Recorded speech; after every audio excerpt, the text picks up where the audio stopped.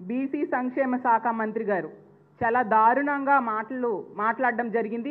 దీన్ని మేము తీవ్రంగా ఖండిస్తూ ఉన్నాము.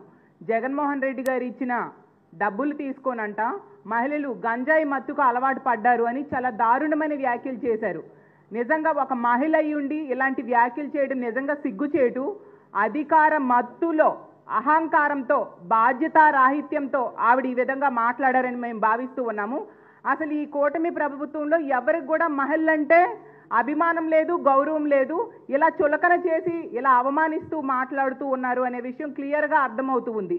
గతంలో జగన్మోహన్ రెడ్డి గారు మనందరికీ తెలుసు 2,78,000 కోట్ల రూపాయలు అత్యంత పారదర్శకంగా డీబీటీ పద్ధతిలో ప్రజల అకౌంట్స్లో వేయడం జరిగింది. అందులో ఎక్కువ బెనిఫిషియరీస్ మహిళలు ఉన్న సంగతి మనందరం చూసాం. జగన్మోహన్ రెడ్డి గారు ముఖ్యమంత్రిగా పరిపాలించిన 5 ఏళ్ళు కూడా మహిళలకి ఎంతో గౌరవించారు.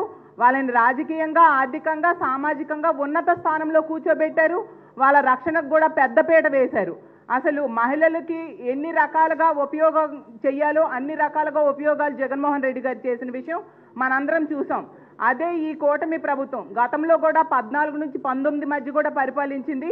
అసలు సాక్షాత్తు చంద్రబాబు నాయుడు గారే అప్పుడు అన్నారు, కోడలు మగబిడ్డను కంటానంటే అత్త వద్దంటుందా అని. ఆడపిల్ల పుట్టుకునే చులకన చేశారు. అలాగే కోడెల శివప్రసాద్ గారు స్పీకర్గా ఉండి ఏమన్నారు, కారు షెడ్లో ఉండాలి, ఆడది ఈ వంటింట్లో ఉండాలి అని చెప్పి అప్పుడు కూడా ఆడవాళ్ళని చులకన చేశారు. బాలకృష్ణ గారు మనం చూసాం. చాలా దారుణమైన, అంటే నోటితో చెప్పలేని మాటలు ఆ రోజు చెప్పడం జరిగింది. ముద్దైనా పెట్టాలి, కడుపైనా చేయాలంటూ చాలా దారుణంగా మహిళలను అవమానిస్తూ మాట్లాడారు. అలాగే చింతమనేని ప్రభాకర్ గారు మహిళా ఎంఆర్ఓని జుట్టు పట్టుకొని లాగారు. ఈ విధంగా గత ప్రభుత్వంలో వీళ్ళు చాలా అవమానాలు చేశారు మహిళలకి. ఇప్పుడు కూడా మళ్ళీ ఆ అవమానాలు ప్రారంభమయ్యాయి అనే విషయం క్లియర్గా మంత్రి గారి వ్యాఖ్యలు బట్టి అర్థమవుతూ ఉంది.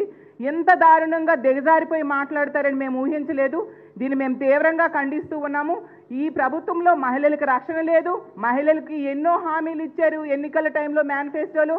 ఆ హామీలన్నీ కూడా తొంగలో తొక్కారు.